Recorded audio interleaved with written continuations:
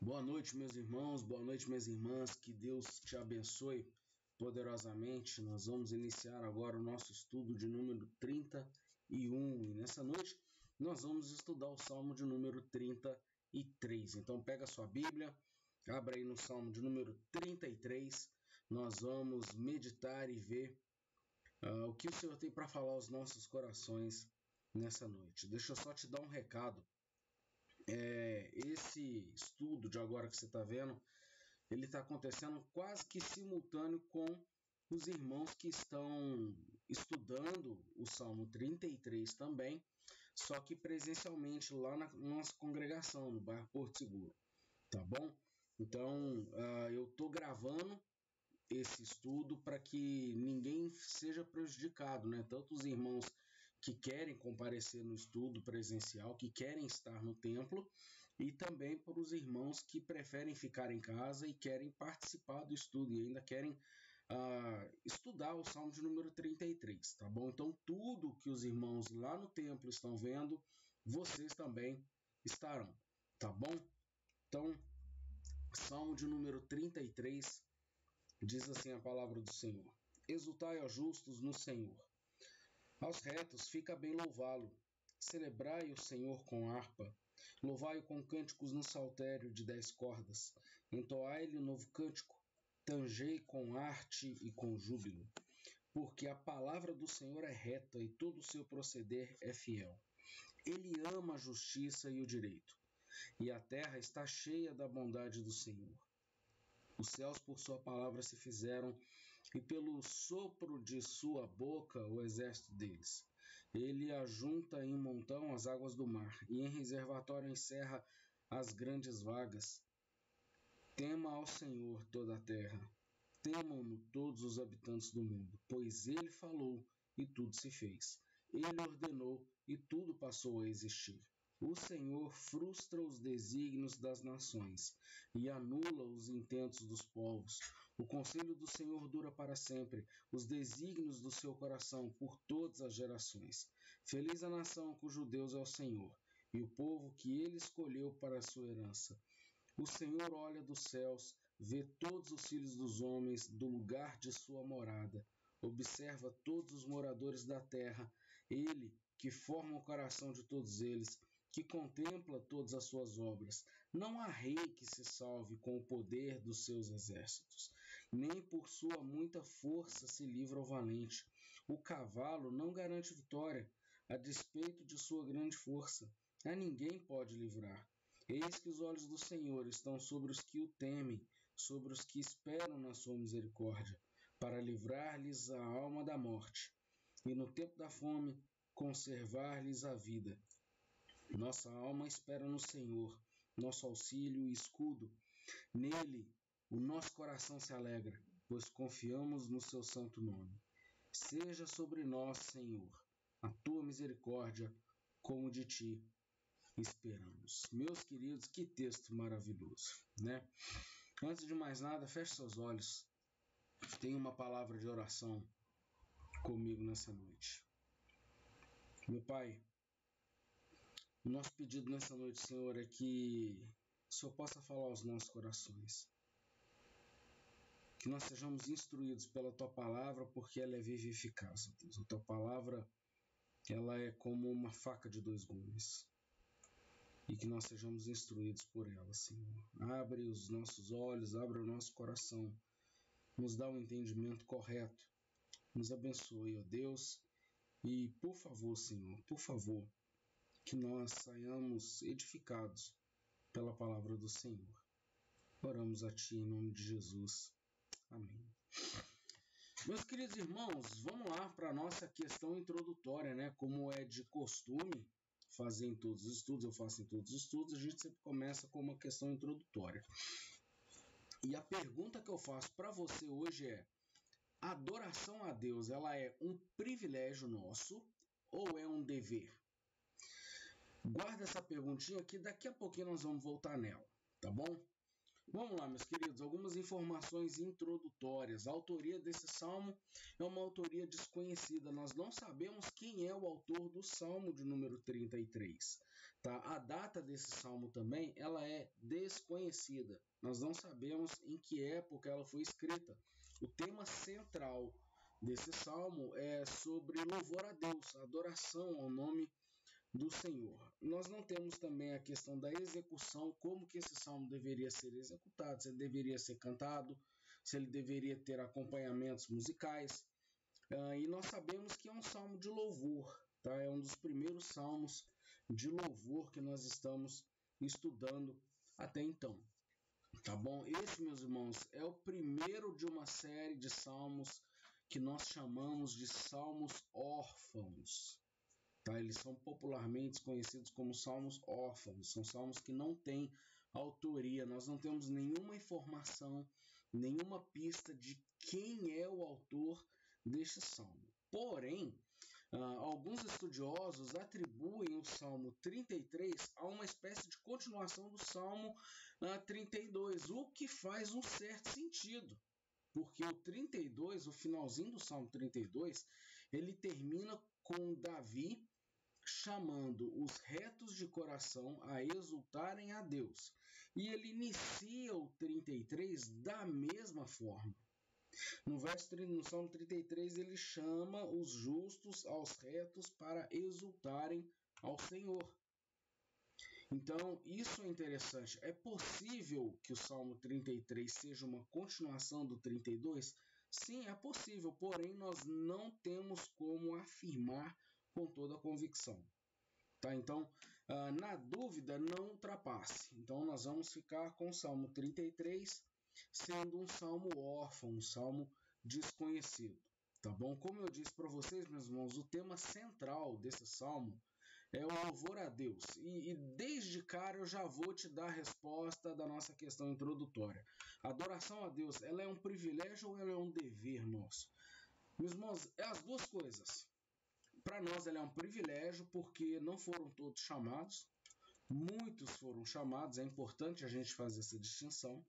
Muitos foram chamados, poucos foram escolhidos, tá? Nós fomos escolhidos, nós fomos chamados para louvar a Deus e fazer o seu nome conhecido entre as nações. Então, nesse aspecto, isso é sim um privilégio para nós adorarmos o nome do nosso Deus. Isso para nós é uma honra muito grande, tá?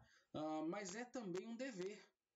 A palavra de Deus, a palavra que aparece aqui, exultai, a primeira palavra que aparece aqui, ela é um imperativo, é uma ordem. Não é um pedido, não é um conselho. Né? Ela é uma ordem. Deus não é apenas digno, ele não apenas merece a nossa adoração, mas é um dever de todo crente prestar adoração a Deus pelos seus maravilhosos feitos. Sabe por quê, meus irmãos? Uma pessoa, para ela ser crente mesmo, uma das marcas do cristianismo é a gratidão. É a gratidão. E eu acho que é meio complicado você não ser grato a Deus e não adorá-lo por tudo aquilo que ele tem feito. Então a gente pode pensar de forma razoável que se nós somos crentes, se nós somos cristãos, nós adoramos a Deus como um sinal de gratidão por tudo aquilo que ele tem feito por nós. Né? Em contrapartida, se eu não adoro a esse Deus, se eu não presto adoração e louvor a esse Deus, eu estou sendo, no final das contas, um belo de um mal agradecido. E uma outra distinção que eu preciso fazer com vocês, irmãos, é que adoração não tem nada a ver com música. Tá? Adoração é o tipo de vida. É você fazer com que a sua vida como um todo possa adorar a Deus, possa testificar acerca daquilo que Deus faz. Isso é o conceito correto de adoração. Adoração não é um estilo musical, adoração não é um período no meio do culto. Adoração é a nossa vida como um todo, é a nossa vida diante de Deus, prestando louvor a Deus, agradecendo a Deus, adorando a Deus através de tudo aquilo que nós fazemos. Tá bom? Então vamos lá, meus irmãos. Esse salmo ele é dividido da seguinte forma: nos versos 1 até o verso de número 5, nós vamos ver a primeira divisão, onde nós vamos ver que os justos eles são chamados à exortação. Tá? Nesses primeiros versos, meus irmãos, o salmista ele conclama os justos à adoração. Ele chama os retos a magnificarem, a adorarem o nome do Senhor. Aqui no verso 3 nós temos uma expressão muito interessante que vai dizer entoar-lhe novo cântico. Isso não significa, meus irmãos, que a cada reunião, a cada culto, a cada manifestação da comunhão, a fim de que Deus seja adorado, faça necessário a criação de um novo cântico. Não é isso, tá? É muito mais profundo na realidade. O salmista ele está dizendo aqui que a lista de motivos para que Deus fosse exaltado, ela jamais acabaria. Então é por isso que o salmista ele entoa um novo cântico ao Senhor, porque ele sempre vai ter motivos para entoar um novo cântico. Significa que nós temos que cantar um cântico novo todos os domingos no culto? Não necessariamente. Nós podemos pegar um cântico novo, um cântico antigo e fazer dele um cântico novo. Depende da disposição com que eu estou cantando. Se eu estou cantando da boca para fora, vai ser só mais um cântico. Até mesmo um cântico novo, se eu canto da boca para fora, vai ser apenas um cântico. Agora, se eu canto ele do fundo do meu coração, entendendo o que eu estou cantando, e tendo convicção daquilo que eu estou cantando, eu faço daquilo um novo cântico. Tá? É porque a lista de motivos para a glorificação de Deus, ela não acabou na minha vida. Então é muito mais profundo do que cantar, do que simplesmente cantar uma música nova na igreja. Tá bom? O salmista ele vai afirmar também, meus irmãos, que a palavra do Senhor ela é reta, né? E aqui palavra, o salmista ele não está se referindo à palavra de Deus, a Bíblia, como nós temos aqui bonitinha, tá bom? O que o salmista está se referindo aqui é a palavra no sentido de os mandamentos do Senhor, a lei do Senhor. Tá? Naquela época a Bíblia não estava fechada bonitinha como nós a temos hoje. Então o salmista, quando ele se refere que a palavra do Senhor é reta, ele está se referindo aos mandamentos, à lei do Senhor. Tá? Significa que eu não posso aplicar isso a toda a Bíblia como um todo? Lógico que pode, porque a Bíblia como um todo é a palavra de Deus. Então a palavra de Deus, ela é reta, o procedimento, a forma como que Deus procede é um modo fiel. Deus é fiel. Deus ele não promete para depois não cumprir, ele é fiel. Tá? O salmista vai dizer também que Deus ama a justiça e o direito. Aqui também nós encontramos alguns paralelismos. Tá bom? Aqui o salmista, quando ele vai dizer que Deus ama a justiça e o direito, o salmista ele está nada mais do que expressando de forma enfática a ideia de que Deus ele ama a sua justiça, não o nosso conceito de justiça, mas aquilo que é justiça aos olhos de Deus, que é a justiça perfeita. Essa é a justiça que Deus ama. E ele vai dizer também que a terra está cheia da bondade do Senhor. E isso, meus irmãos, é um negócio fantástico também. Isso é muito verdadeiro. Tá bom? A partir do verso número 6, o salmista ele vai elencar, ele vai apresentar alguns motivos do porquê Deus deve ser adorado. Tá bom? Dos versos 6 até o verso 9, nós vamos ter o primeiro motivo. E qual que é esse? Porque o nosso Deus, ele é o Criador. Ele merece ser adorado. Ele é digno de toda a nossa adoração. Ele deve ser adorado porque ele é o Deus Criador. O poder de Deus como Criador de todo o universo, meus irmãos, é um dos temas mais comuns na Bíblia quando nós se tratamos de motivos para adoração.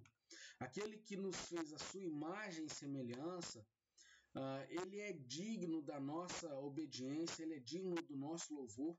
E se não fosse pelo poder da sua palavra, se Deus nunca tivesse dito haja luz, meus irmãos, nada existiria e nós não estaríamos aqui para contar a história. Se você pegar a sua Bíblia e dar um pulinho ali em Isaías 40, um pouquinho mais para frente, que é um dos textos que eu acho mais fantásticos na palavra, E eu amo esse relato de Isaías. A partir do verso 12, nós vamos ver o profeta fazer uma série de perguntas retóricas acerca da criação. Por exemplo, ele começa, eu não vou ler sequencial, mas tem alguns versos aqui que chamam a nossa atenção. Verso 12: quem na concha da mão mediu as águas e tomou a medida dos céus a palmos? Quem recolheu na terça parte de um éfa o pó da terra e pesou os montes em romana e os outeiros em balança de precisão? Quem guiou, verso 13, quem guiou o Espírito do Senhor, ou como seu conselheiro o ensinou? Verso 14, com quem tomou ele conselho para que lhe desse compreensão? Quem o instruiu na vereda do juízo e lhe ensinou sabedoria, que lhe mostrou o caminho do entendimento? Verso de número 21, acaso não sabeis? Porventura não ouvis? Não vos tem sido anunciado desde o princípio, ou não atentastes para os fundamentos da terra? E, verso 22, ele é o que está assentado sobre a redondeza da terra, cujos moradores são como gafanhotos. É ele quem estende os céus como cortina e os desenrola como tenda para neles habitar. É ele quem reduz a nada os príncipes e torna em nulidade os juízes da terra. Mal foram plantados e semeados, mal se arraigou na terra o seu tronco e já se caem, quando um sopro passa por eles e uma tempestade os leva como palha. Verso 25. A quem, pois, me comparareis para que eu lhe seja igual, diz o santo? Levantai ao alto os olhos e vede. Quem criou estas coisas? Aquele que faz sair o seu exército de estrelas, todas bem contadas, as quais ele chama pelo nome, por ser ele grande em força e forte em poder, nenhuma só vem a faltar. Meus irmãos, eu acho fantástico esse relato de Isaías 40, a partir do verso 12, que vai falar sobre a criação, onde Deus vai expor, Deus vai mostrar toda a sua majestade diante do universo que ele criou. Então Deus é digno, Deus ele deve ser adorado em primeiro lugar, porque ele criou todas as coisas, ele é o criador do universo. Ele é o criador do universo. O segundo motivo que nós encontramos do porquê nós devemos glorificar a Deus, meus irmãos, está dos versos 10 ao verso 12, que é quando o salmista ele vai falar que nós devemos glorificar a Deus porque Deus governa o universo. O Senhor ele não apenas criou o mundo, mas ele também o governa. Existe um sistema filosófico que se chama teísmo aberto. Trocando em miúdos, irmãos, para a gente poder resumir, o teísmo aberto diz que Deus criou o universo, que Deus deu corda no mundo como se fosse um relógio e Deus desapareceu. Deus botou a terra para funcionar e a partir daquele momento Deus não se mete mais na nossa vida. Meus irmãos, quem crê nisso vai crer num Deus impessoal, um Deus que não interage com a sua criação, e as Escrituras Sagradas nos mostram o contrário disso. Quando nós lemos a Bíblia, nós entendemos que nós servimos a um Deus que é um ser pessoal, um Deus que é uma pessoa e que não apenas interage com a sua criação, mas ele governa a sua criação com muito primor, com muita perfeição. Nada passa desapercebido aos olhos do nosso Deus, meus irmãos. E ele é digno de adoração porque ele governa um universo que ele mesmo criou. E aqui o salmista ele diz um negócio também que é muito interessante. Ele diz, e até um verso que a gente conhece mais ou menos, assim, a gente já ouviu falar dele. Feliz é a nação cujo Deus é o Senhor. Meus irmãos, aqui o salmista ele vai dizer que feliz é a nação cujo Deus é o Senhor, e a continuação, e o povo que ele escolheu para a sua herança. E, meus irmãos, isso daqui é sensacional, fantástico. O salmista ele não diz que isso pode acontecer com qualquer nação, com qualquer povo, mas vai acontecer com um povo que o próprio Deus escolheu, que ele mesmo escolheu. E essa, meus irmãos, é a prova do governo de Deus sobre as nossas vidas. Ele escolheu um povo para chamar de seu. Ele escolheu um povo para ser a sua herança. Então, em primeiro lugar, meus irmãos, para a gente poder relembrar, primeiro motivo pelo qual nós devemos adorar a Deus, primeiro porque Deus, ele é o Criador. Segundo, porque Deus governa o universo, tá? Terceiro lugar, porque o nosso Deus, ele é soberano. Dos versos 13 ao verso 19, nós vamos encontrar o salmista falando justamente sobre isso. Tá? Se o salmista não estava falando sobre o governo de Deus de forma mais abrangente, né? Se ele estava falando de forma mais abrangente, mais genérica, aqui ele vai falar de uma forma mais próxima, uma forma mais estrita. O salmista diz que os olhos, né, que Deus olha dos céus, os filhos dos homens, e ele observa os moradores da terra. Se Deus olha para todos os moradores da terra, então ele não pode ter criado o universo e ter desaparecido.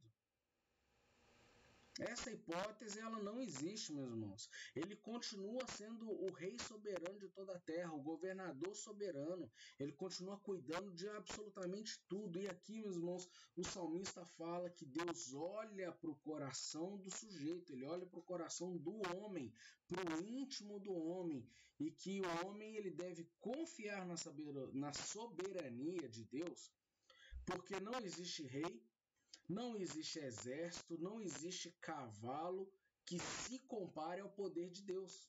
É isso que o salmista está dizendo aqui, meus irmãos. Ele está dizendo que Deus é aquele que, quando ele exerce o seu governo sobre a terra, ele vai frustrar o governo do homem ímpio, ele vai frustrar o governo dos desígnios das nações. Por quê? Porque até mesmo os governantes, até mesmo aqueles que se levantam como autoridade sobre nós, eles estão debaixo do governo de Deus. Aceitem eles ou não, eles estão debaixo do governo de Deus. Todo o universo está debaixo do governo de Deus. Então o salmista ele vai dizer que Deus é aquele que frustra os desígnios das nações. Que Deus anula a intenção dos povos. Por quê? Porque Deus exerce a sua soberania. Acima da nossa vontade está a vontade de Deus. Acima de tudo isso, tá? E depois o salmista vai dizer também que o conselho do Senhor, a sabedoria do Senhor, ela dura para sempre. Os desígnios do seu coração, a vontade do Senhor, ela atravessa gerações. E é aí que é dentro desse contexto que ele entra dizendo que feliz é a nação cujo Deus é o Senhor. Depois ele vai dizer que o Senhor olha dos céus, ele vê todos os filhos dos homens, do lugar de sua morada, ou seja, lá do céu, ele observa todos os moradores da terra, e ele que forma, né, ele que é o criador do coração de todos esses homens, ele sabe, ele contempla as obras desses corações. E depois ele diz que não existe rei, não há rei que se salve com o poder de seus exércitos. Mesmo o rei mais poderoso, com o exército mais violento e mais bem equipado, ele não é capaz de se comparar. Não existe um ser na face da terra que seja capaz de equiparar em poder com o Senhor de igual para igual. Não existe, esse ser não existe. A pessoa, o homem mais poderoso dessa terra, ele não é capaz de se equiparar ao poder de Deus, ao governo de Deus. Então, meus irmãos, a palavra que o salmista dá aqui nesses versos é a seguinte: Deus está olhando para as obras dos homens. Deus está de olho no coração desse povo. Mas os olhos do Senhor, isso aqui é fantástico, meus irmãos, os olhos do Senhor, quando ele vai falar no verso de número 18, aqui o salmista ele muda todo o tom da conversa. Ele vai dizer que não que Deus esteja apenas olhando para aqueles que temem ao Senhor, mas Deus passa a olhar com muita atenção, que Deus está olhando com cuidado, que Deus está olhando com zelo. Essa é a melhor tradução que nós temos para essa expressão no verso 18, que os olhos do Senhor estão sobre os que o temem, sobre os que esperam na sua misericórdia, para que sejam livres da morte e no tempo da fome, preservados da vida. Meus irmãos, tem uma dica muito implícita do salmista aqui. Não confie em reis, não confie em exércitos e não confie em cavalos. Confie na misericórdia do Senhor, porque essa não falha. Reis vão falhar, exércitos vão falhar, cavalos, né? E cavalos a gente pode entender como equipamento. Tudo isso vai falhar, mas a misericórdia do Senhor, ela se renova sobre nós todas as manhãs. E nos versos 20 a 21, versos 20 e 21, nós temos mais um, né? Nós temos mais um motivo do porquê nós devemos glorificar a Deus. E esse é o mais bonito de todos, meus irmãos, porque Deus não frustra a esperança do crente. Meus queridos irmãos, imagine o que é um povo cantando a uma só voz esta parte dessa música que diz: a nossa alma espera no Senhor, nosso auxílio e escudo. Imagina o que é você ter uma nação cantando essa frase. É exatamente o que está acontecendo aqui no verso de número 20. Nossa alma espera no Senhor, nosso auxílio e escudo. Imagina uma nação cantando isso. Esse, meus irmãos, é o desejo do salmista, é chamar, é conclamar a nação a adoração ao nome do Senhor. Olhando para os motivos que o salmista apresenta, a única conclusão que não apenas ele, mas eu e você podemos chegar é que o salmista é que o coração de Deus, o coração do povo, o nosso coração como povo de Deus, ele não apenas pode, mas ele deve se alegrar no Senhor. Ele deve se alegrar no Senhor. Porque é um coração de gente que confia no nome do Senhor. É gente que tem a plena certeza que não vai ser desamparado ao clamar pelo Senhor, ao clamar por sua misericórdia.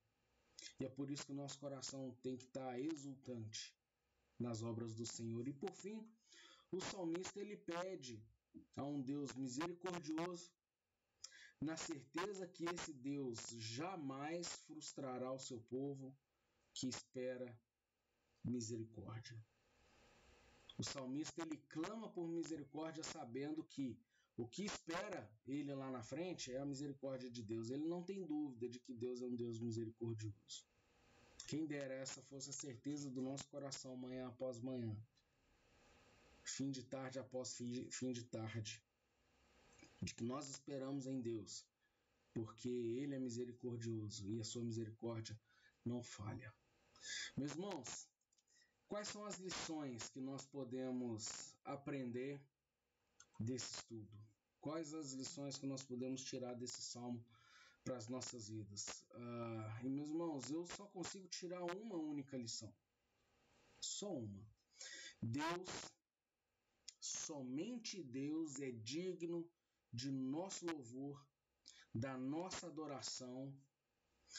Isso para nós não é apenas um privilégio, mas é um dever.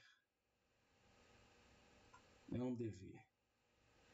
Eu digo isso, meus irmãos, porque diante de um Deus que cria e governa o universo, cabe a mim e a você louvor e adoração ao seu nome santo. Diante de um Deus que é soberano, que levanta e derruba reis, do jeito que Ele quer, da forma que Ele quer, no tempo que Ele quer, de um Deus que se manifesta, um Deus que manifesta a sua glória de forma que não existe um exército tão poderoso e não existe absolutamente nada que seja capaz de deter o seu governo, cabe a mim e a você louvor e adoração ao seu santo nome. Diante de um Deus que não frustra a esperança do crente, diante de um Deus misericordioso que derrama misericórdia ao coração necessitado, cabe a mim e a você louvor e adoração ao seu santo nome.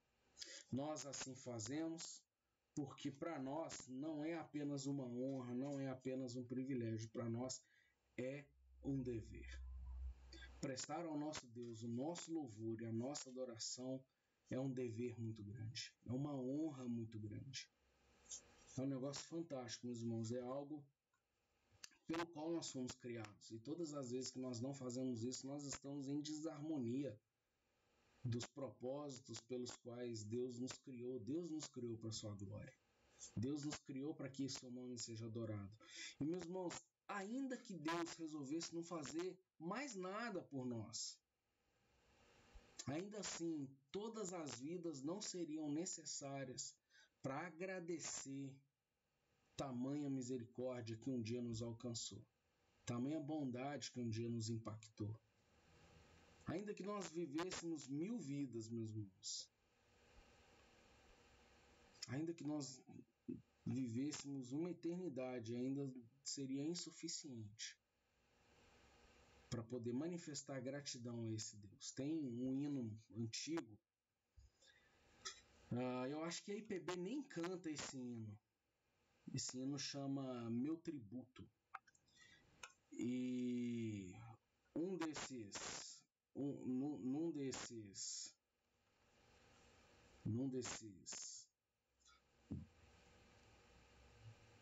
dessas estrofes do hino, ele fala assim: nem a vozes de 1 milhão de anjos conseguiriam expressar a minha gratidão.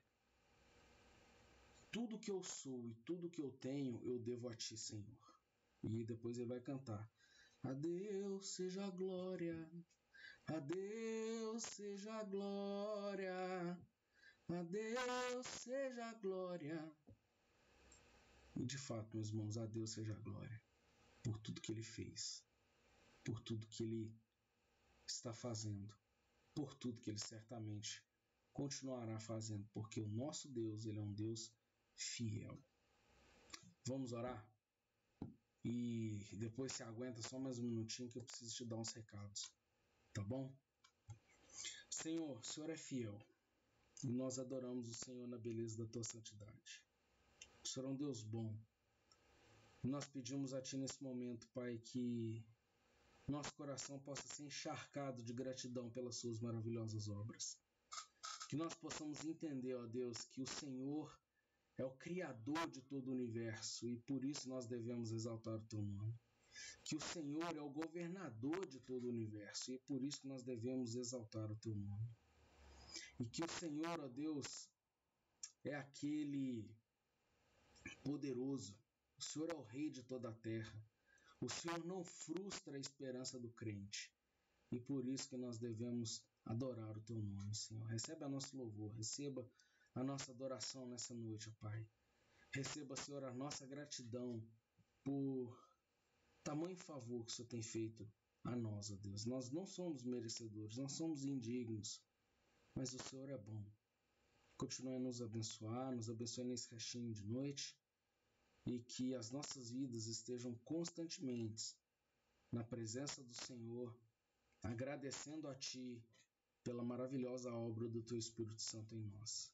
Nós te louvamos e adoramos o Teu nome nessa noite, em nome de Jesus. Amém. Meus queridos irmãos, vamos lá, gente.